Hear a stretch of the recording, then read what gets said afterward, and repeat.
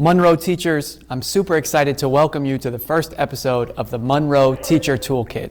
Again, this is the Monroe Teacher Toolkit, and we are super excited to bring you bite-sized, actionable teacher tools that you could implement in your classroom today as a way that we can really start to build some skills that we need in order to make sure that we are not going home super exhausted, that our kids are learning, and we've created cultures in our classroom that are successful. And so our first skill that we are going to work on as an entire school, so this is for 100% of teachers across our building, is called the Get Students Reading Move. Again, this is called the Get Students Reading Move.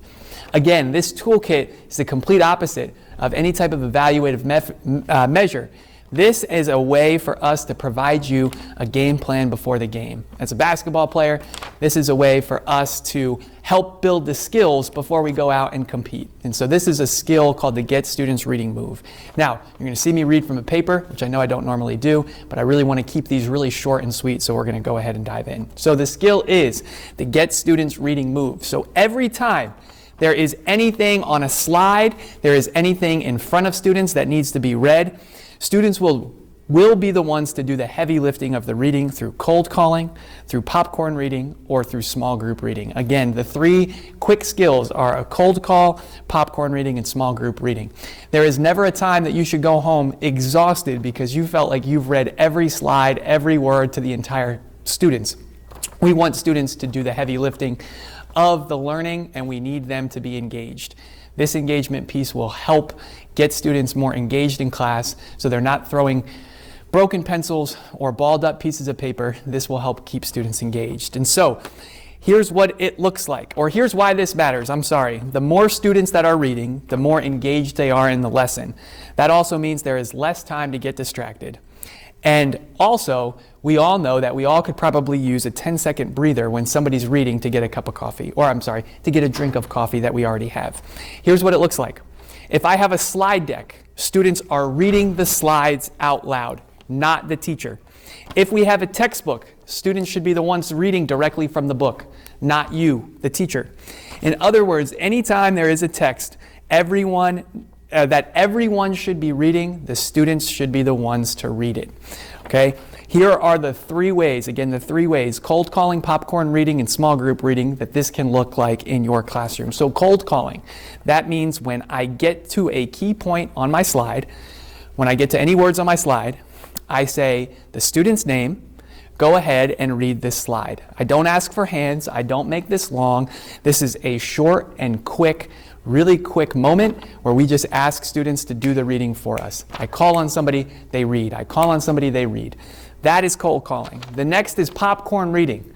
Okay? Popcorn reading is when you, in your classroom, if you have a longer text. So if I have a worksheet, a nonfiction text in social studies, if I'm learning about a mathematician in math, or if I have an ELA book from Amplify that we're working on, students are the ones that are doing the reading. We are not going back and just hitting play and letting students to just listen, because what happens then is people get on Chromebooks and we're on YouTube, and then it's hard to get the group back. Students do the heavy lifting. So popcorn reading, quick strategy. You tell your class, when you get popcorned in reading, you can popcorn to any student in the classroom. When you get popcorned, you only have to read one full sentence and you can popcorn it to somebody else. They can go as long as they want or as short as they want. This is not about students reading different paragraphs, but there is a no opt-out clause where they have to read the one sentence with help from their classmates or help from the teacher. Quick side note, I used to use this strategy in my classroom. If students did not know where we were when they got popcorned, they had to write the entire paper for homework. So just a quick strategy, something that you can use, again, to keep students engaged with the text that we're reading. We also have small group reading, which is a bonus, which will be some bonus material at the end of this. It's a little bit more advanced for teachers that may have cold call reading down and popcorn reading down, and may be looking for a way to develop more student voice and student perspective within their classroom. The point of these three strategies is to get students reading.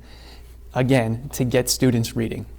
Every time that you have a text for students to read, call on the student to read it. Again, anytime you have a text for students to read in your classroom, call on students to read it.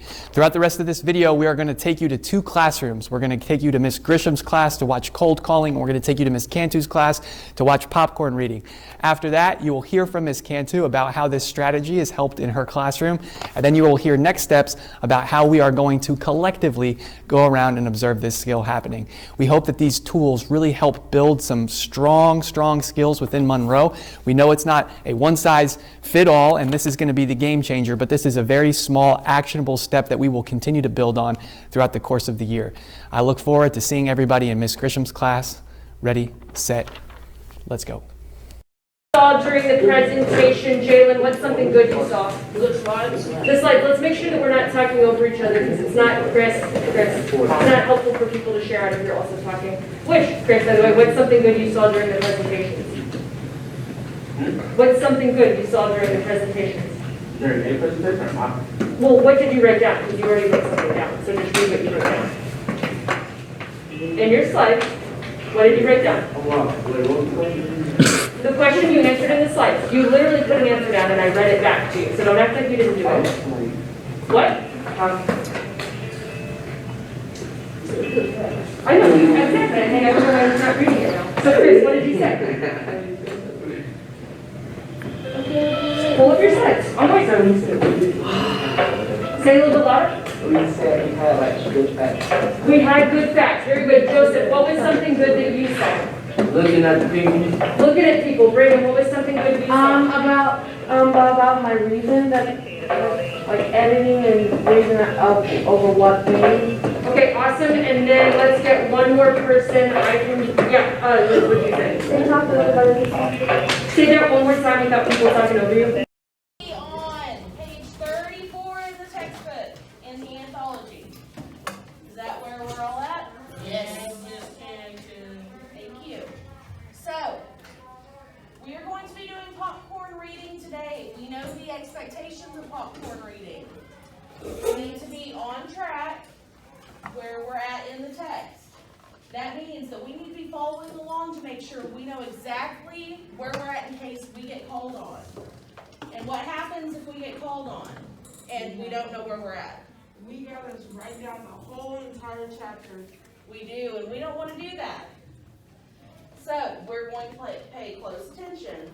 Now, when we're popcorn reading, as we all know, we only have to read either a sentence, a paragraph, or a page, whatever we feel comfortable with. But we need to at least read a little bit whenever we are called on. So I'm going to see who would like to start us off today. I'm going to start with Jazzy. So go ahead and read the first whatever you would like, and then let's go ahead and call on somebody else. Time always passed too quickly in math class.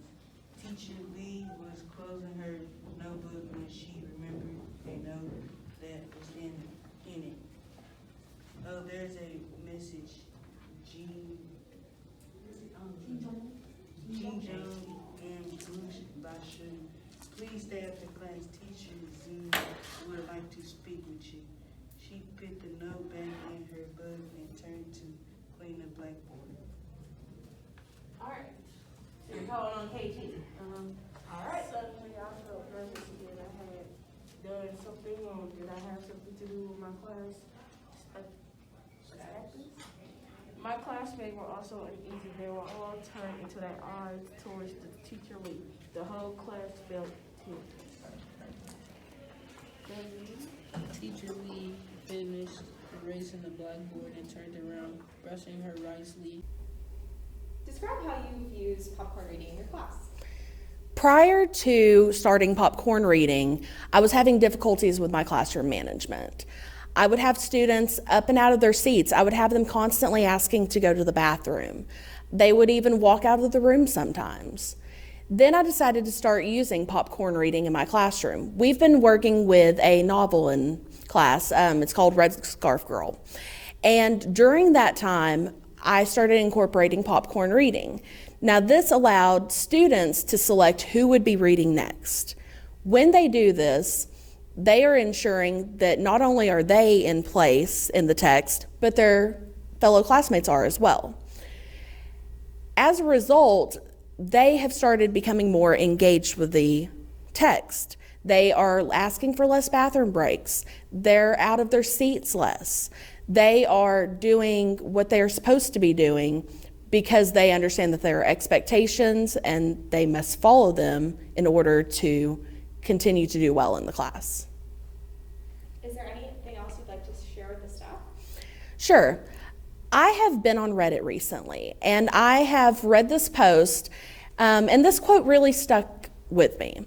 It said, at the end of the day, teachers should not be the ones that are tired. It should be the students that are tired. The teachers are there to give the lesson, and the students are there to take that information. But when teachers are doing too much of the work and not allowing students to explore or to work hard to find those answers, then the teachers are doing themselves a disservice. They are doing the students a disservice. They need to make sure that the students are the ones who are tired at the end of the day because they put in the effort. They have pushed into their own learning. And I think that's really important for teachers to remember. Thank you, Ms. All right, team, so you've gotten to see from Miss Grisham doing cold calls and Miss Cantu doing popcorn reading. We are going to come around these next 2 weeks, pop in, and want to see this strategy being used in every class. These are strategies and quick skills that can help really boost engagement. You'll see us coming around again. We're building skills, not an I got you by any means, but as a way to really start to give teachers some tools, strategies, and skills that can take their classroom to the next level. We look forward to coming around over the next couple weeks. Brick by brick, here we go.